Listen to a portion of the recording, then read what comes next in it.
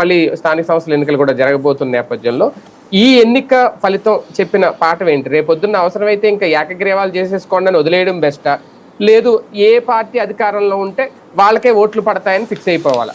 అంటే వైఎస్ఆర్ కాంగ్రెస్ పార్టీ రేపటి ఆలోచన ఎట్లా ఉంటుంది అన్న దాని మీద డిపెండ్ అయి ఉంటుంది.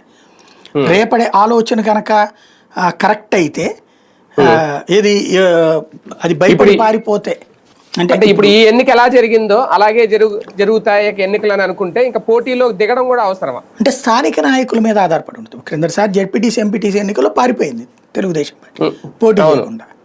ఆయన చెప్పేశారు అప్పుడు అప్రజాస్వామికంగా జరుగుతున్నాయి, మేము పోటీ చేయమని వాళ్ళు బాయ్కాట్ చేస్తారు. అప్పుడు అది ఇప్పుడు అట్లా చేస్తారా వీళ్ళు?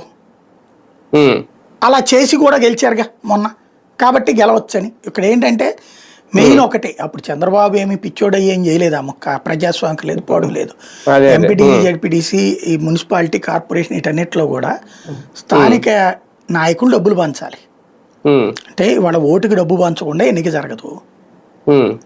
ఓటుకి డబ్బులు పంచితే అక్కడ అప్పుడే ఎన్నికల్లో ఓడిపోయి ఉన్నారు.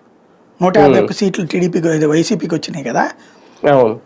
వీళ్ళు అప్పటికో 10 కోట్లు 20 కోట్లు ఒక్కొక్కటి తగలేసుకుని ఉంటారు కదా, ఓడిపోయి ఉన్నారు దారుణంగా. అదే మనిషి మళ్ళీ పంచాయతీల్లో సర్పంచులకు డబ్బులు పెట్టి వార్డు మెంబర్లకు కనీసం 1,00,000 2 లక్షలు ఇవ్వాలి, సర్పంచులకు 5 లక్షలు 10 లక్షలు ఇవ్వాలి. అట్లాగే అంటే అంతకుముందు తెలుగుదేశం ఎలక్షన్